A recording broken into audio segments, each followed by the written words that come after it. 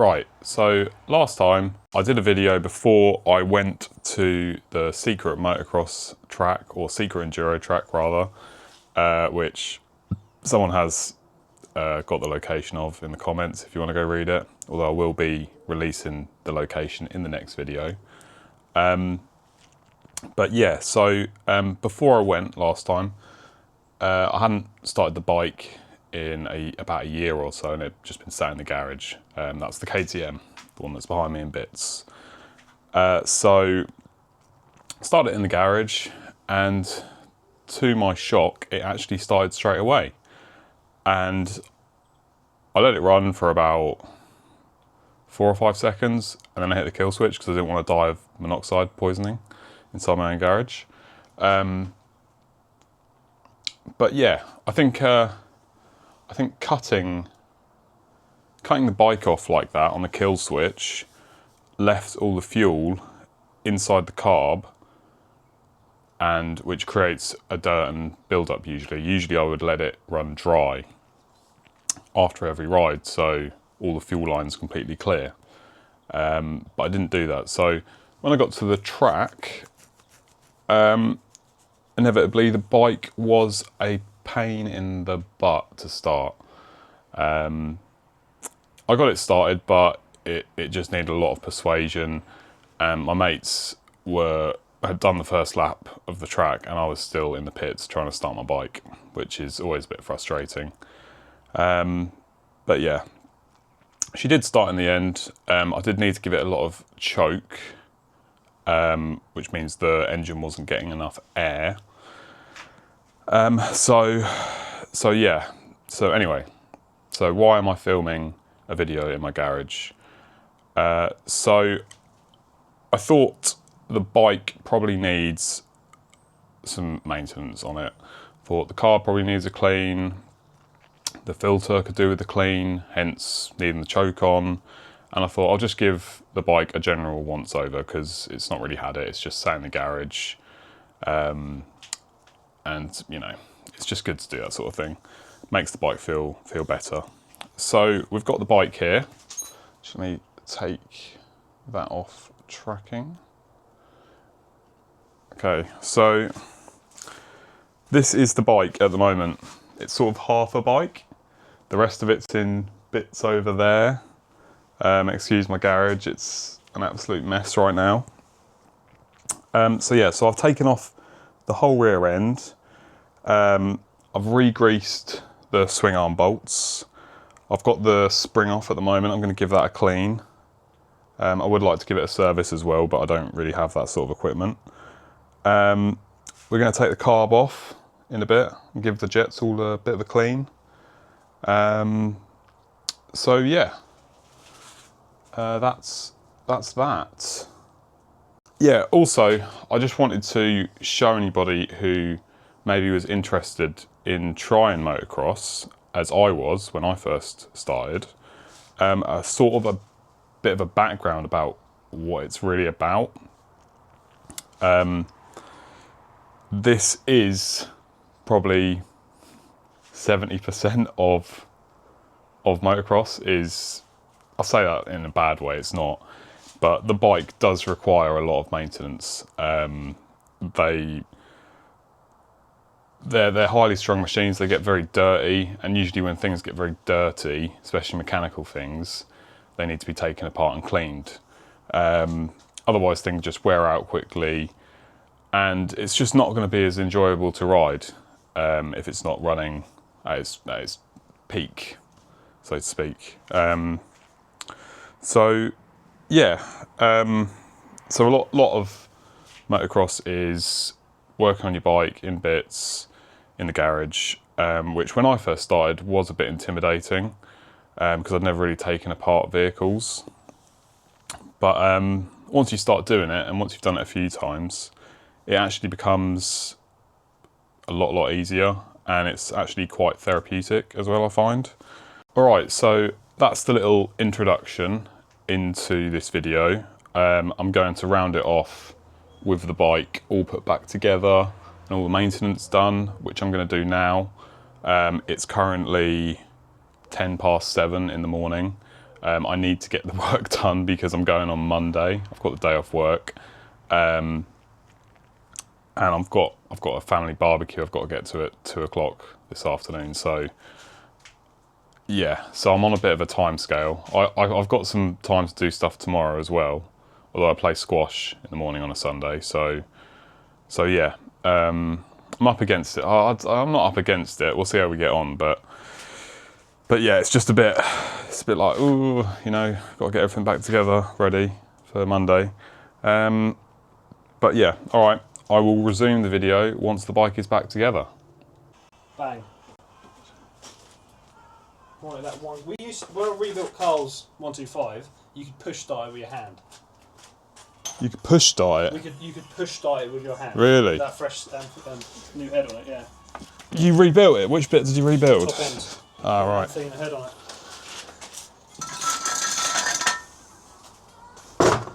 Big crop kickstart. Go on. It's going to take a few just like pumps first. It usually does. Don't give it any revs. Don't give it any revs. Don't even give it a pump. Just sort of push it over a few times slowly. Get it till it's tight, and then one solid kick. Feels like weirdly springy. Do you know what I mean? Yeah. Is that the right sound? Why is it making that sound? What's that? Yeah, you tighten up all any linkage bolts and shit like that. I'm trying to remember now. I think you came in just when I was so top and bottom shock. Top and bottom shock. Oh, the shock bolts.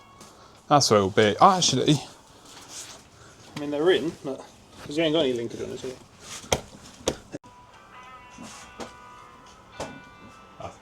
That's definitely not right, is it? Take it apart and have a look at the mountain post, but just see if it runs first. Get that to the top. Don't go about it.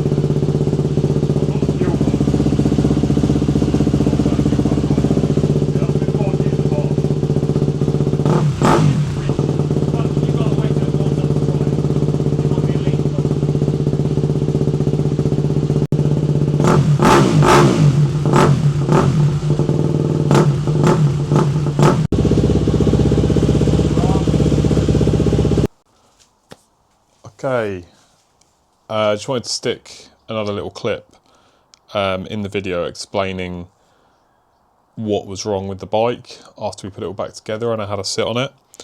It's making sort of a clonking sound when you sit on it, and the rebound, when you come back up, the bike makes sort of like a clinking sound. I'll see if I can just show you it quickly.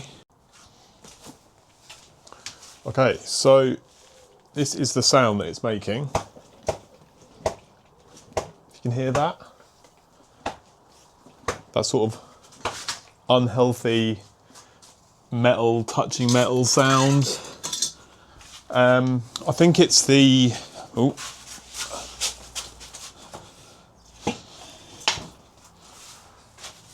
Sorry about that.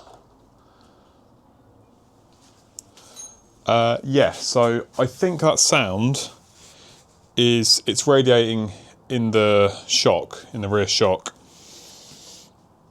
and it's probably because the shock has never really been serviced.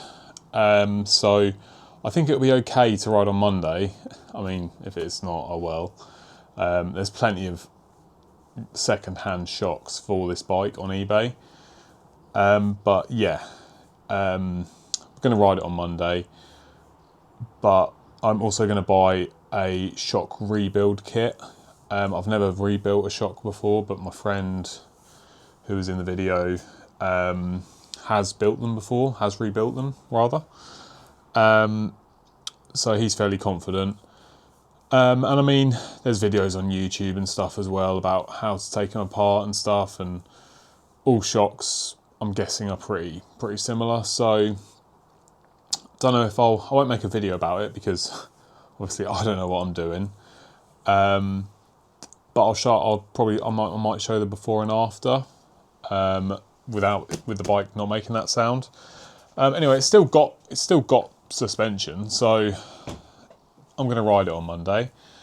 I did consider taking the WR instead, but I ride that thing a lot, and it's a lot heavier, and I just want to ride this bike. I want to ride the KTM really.